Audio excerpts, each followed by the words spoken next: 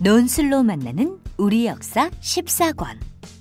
고려인들은 왜 전쟁 중에 팔만대장경을 만들었을까?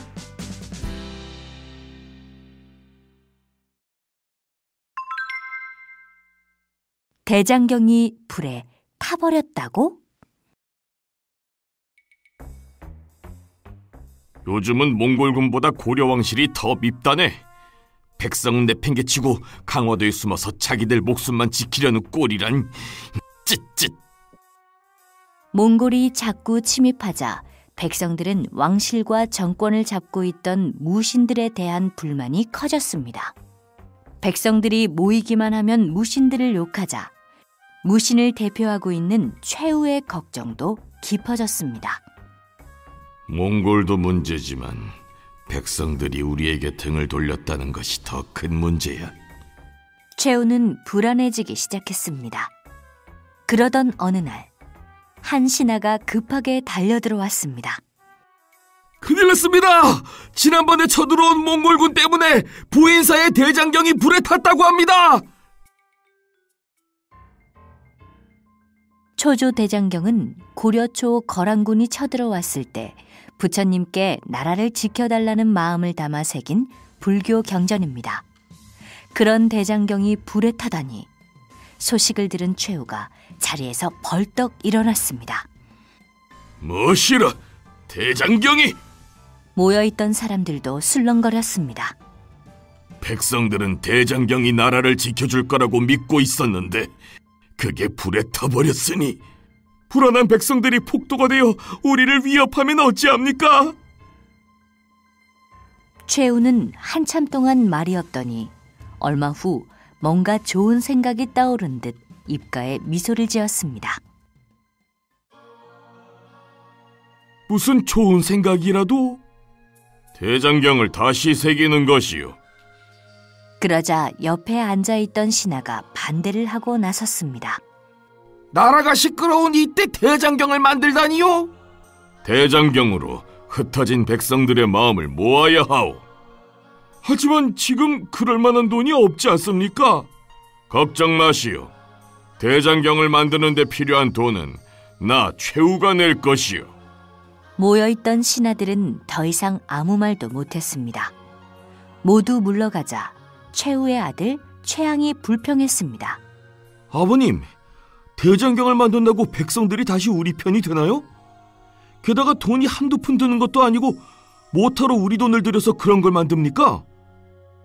지금 우리는 백성들에게 단단히 미운 털이 박혀 있어. 언제 백성들이 들고 일어날지 모르지. 진짜 무서운 것은 몽골이 아니라 백성들이란 말이다. 그것과 대장경이 무슨 상관이 있습니까? 생각을 한번 해보거라.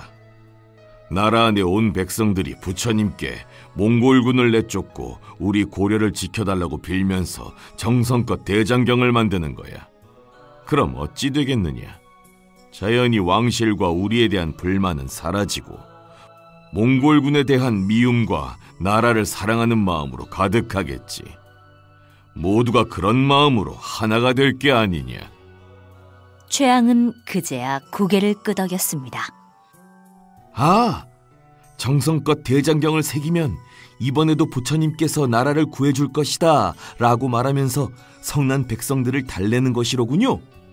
그렇지. 어떠냐? 내 전 재산을 들여서라도 해볼 만한 일 아니냐. 돈이야 또 긁어 모으면 되는 것이고.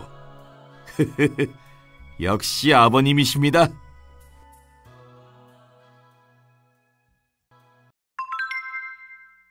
팔만대장경을 만든 사람들은 누구일까? 1236년 강화도에는 대장도감이, 경상도 남해연에는 분사도감이 설치되었습니다. 강화도와 남해는 대장경의 재료가 되는 나무를 쉽게 구할 수 있었고 몽골의 침입에도 비교적 안전했기 때문입니다. 이제 일꾼들을 찾아야 했습니다.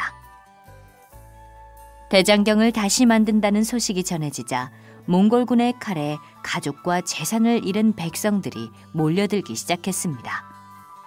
그 옛날 처인성 전투에서 어머니를 잃은 겸이도 아버지를 따라와 있었습니다. 어느덧 7살이 된 겸이는 아버지에게 물었습니다. 사람들이 정말 많네요. 아버지, 대장경이 뭐예요? 그렇게 대단한 건가요? 대장경이란 부처님의 말씀을 모아서 엮은 거야. 옛날부터 불교를 믿는 나라에서는 대장경을 귀하게 여겼단다. 정성스런 마음으로 대장경을 만들면 부처님이 그 정성에 감동해 나라를 보살펴 주실 거야. 정말요? 그렇고 말고 내가 태어나기도 전에 거란이 고려에 쳐들어온 일이 있었단다. 그때도 고려의 모든 백성들이 힘을 합쳐 대장경을 만들었지. 그래서 정말로 부처님이 고려를 구해주셨어요? 그렇단다. 신기하게도 거란이 스스로 물러났지. 우와, 어서 대장경이 완성되면 좋겠어요. 어느새 감독관이 몰려든 사람들에게 각각 알맞은 일을 나누어 주고 있었습니다. 드디어 겸이 아버지 차례가 되었습니다. 자네는 나이가 몇인가? 올해 30이옵니다. 체격이 좋군. 자네는 나무를 베는 일에 참여해주면 좋겠네. 저도 할 수 있는 일이 있겠습니까? 허리가 굽은 할멈이 감독관에게 물었습니다. 몰려든 사람 중에는 여인과 노인도 많았습니다. 그럼요. 할멈은 일꾼들의 식사를 맡는 주방 일을 도와주십시오. 모두 하나같이 작은 힘이나마 보태고 싶어 했습니다.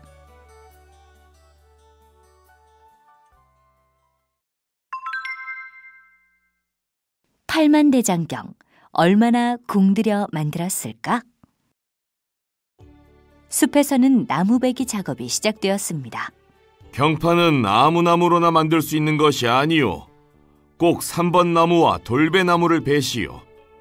이런 나무들은 나뭇결이 촘촘하여 글을 새기기 좋다오. 감독관이 사람들에게 지시를 내리자 도끼를 든 일꾼이 한 나무를 가리키며 말했습니다. 어르신, 여기 3번 나무가 있습니다요. 이것부터 베면 되겠지요? 일꾼은 당장이라도 나무를 벨 듯이 달려들었습니다. 감독관이 깜짝 놀라 말했습니다. 그 나무는 너무 어리오. 40에서 50년 된 나무 중에서 굵기가 50cm 이상인 나무만 베시오. 그 정도 크기는 되어야 대장경 경판이 될 수 있다오. 그럼 이 나무가 좋겠습니다. 그렇지요? 그러자 감독관은 또 고개를 가로저었습니다. 안 돼요. 크기가 적당하다 하더라도 휘어짐 없이 곧게 잘 뻗은 나무인지 확인하시오. 나무 하나를 고르는데도 여간 정성이 들어가는 것이 아니었습니다. 까다롭게 골라서 베어낸 통나무는 바닷가로 옮겨졌습니다. 나무를 잘라 그대로 놓아두면 나무가 원래 가지고 있는 물기가 마르면서 갈라진다오. 하지만 바닷물에 담가두면 갈라지는 것을 막을 수 있어. 감독관이 설명하자 사람들이 고개를 끄덕였습니다. 감독관은 설명을 계속해 나갔습니다. 앞으로 2년간 나무를 바닷물에 담가둘 것이요. 그 다음에는 나무를 소금물에 푹 삶아서 진을 빼고 다시 1년 동안 그늘에서 말려야 하오. 그래야 나무가 단단해지고 시간이 지나도 뒤틀리지 않습니다. 설명을 듣고 보니 대장경을 새길 나무를 준비하는 데에도 좋게 몇 년은 걸릴 것 같았습니다. 이렇게 경판으로 쓸 나무를 준비하는 동안 남자들은 경판을 보관할 건물을 짓고 여자들은 온나무에서 진을 내었습니다. 이 온나무 진은 나중에 완성된 경판을 덧칠할 때 사용할 것입니다. 몇 년 후 경판을 만들 나무가 모두 준비되었습니다. 이제 그동안 우리가 정성스레 길들인 나무를 경판 크기로 만들어야 하오. 경판의 크기는 가로가 70cm, 세로가 24cm, 두께는 2.6에서 4cm 정도요. 대장도감의 목공실에서는 감독관의 지시에 따라 나무를 톱으로 자르고 정성스레 대패질을 하기 시작했습니다. 쓱싹쓱싹 하는 톱질 소리와 대패질 소리가 온 마당에 울려 퍼졌습니다. 겸이는 아버지 옆에서 경판이 알맞게 만들어지면 그것을 양팔로 안아서 옮겼습니다. 처음에는 돌뿌리에 걸려 툭하면 넘어져서 혼이 났지만 이젠 제법 익숙한 솜씨입니다. 다들 이리로 와서 식사하세요. 아낙네들은 일꾼들을 위해 밥을 지었습니다. 저녁밥을 먹고 난 후에도 일꾼들의 톱질과 대패질은 밤늦게까지 계속되었습니다. 나무를 길들일 때 일반 백성들의 공이 컸다면 이후의 작업에서는 문인과 승려 그리고 각공들의 역할이 중요했습니다. 먼저 문인들은 종이에 불법을 썼습니다. 여러 부처님과 보살님께 그리고 제석천을 비롯하여 33천의 호법 영관들께 아뢰나이다. 그 옆에는 문인들이 쓴 불법을 읽은 후 틀린 부분을 고쳐주는 승려들이 있었습니다. 이 사이에 한 글자가 빠졌어. 이 내용은 빼는 것이 좋겠소. 글자 하나도 허투루 넘기는 법이 없었습니다. 이윽고 각공들이 글씨를 새길 차례였습니다. 정성 들여 만든 경판은 충분히 숨이 죽었고 뒤틀림도 없었습니다. 너무 건조하지도 너무 습하지도 않았으며 결도 잘 정리되어 글씨를 새기기에는 더할 나위 없이 좋은 상태였습니다. 각공들은 불법을 적은 종이를 경판에 뒤집어서 붙이고 그것을 밑그림 삼아 글자를 새겨나갔습니다. 오늘날의 도장처럼 평평한 면에 글자가 도드라지게 새기는 방식이었습니다.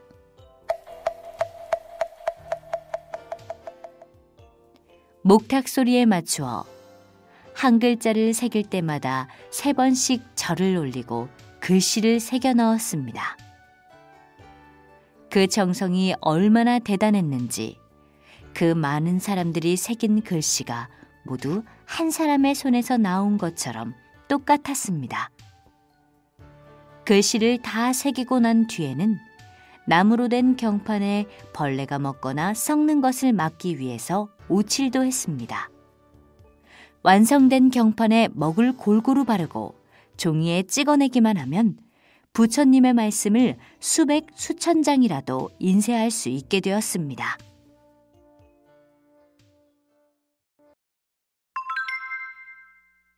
정말 부처님이 고려를 지켜주신 걸까? 이렇게 작업한 경판이 하나하나 쌓여 어느덧 8만 개를 넘었습니다. 1251년 마침내 8만 대장경이 완성된 것입니다. 만들기 시작한 지 무려 16년 만의 일이었습니다. 그 사이 몽골이 또 한 번 쳐들어왔고 8만 대장경이 완성된 후에도 2차례나 더 쳐들어왔습니다. 벌써 6번째였습니다. 하지만 이번에도 다행히 몽골군은 물러갔습니다. 얼마 후 겸이는 아버지와 함께 8만 대장경이 보관되어 있는 강화도 선원사를 찾았습니다. 선원사는 대장도감 옆에 있었습니다. 아버님과 처음 대장경을 만들러 왔던 때가 기억납니다. 그 옛날 몽골군에게 어머니를 잃고 아버지의 손을 잡고 이곳에 왔던 7살짜리 겸이는 어느덧 듬직한 청년이 되었습니다. 아버지의 머리 위에도 듬성듬성 하얀 세월이 내려앉았습니다. 그래, 참으로 길고 모진 세월이었다. 겸이와 아버지가 서로를 지그시 바라보았습니다.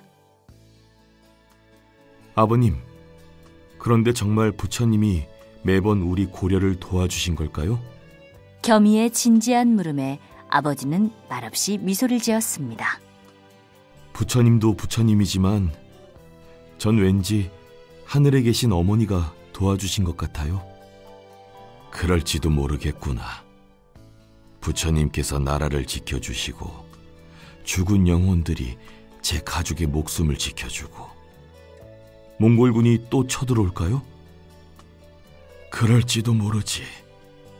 그러나 언젠가는 물러가지 않겠느냐. 예. 부자는 두 손을 모아 부처님께 절을 하였습니다. 법당의 풍경 소리가 평화롭게 울려 퍼지고 있었습니다.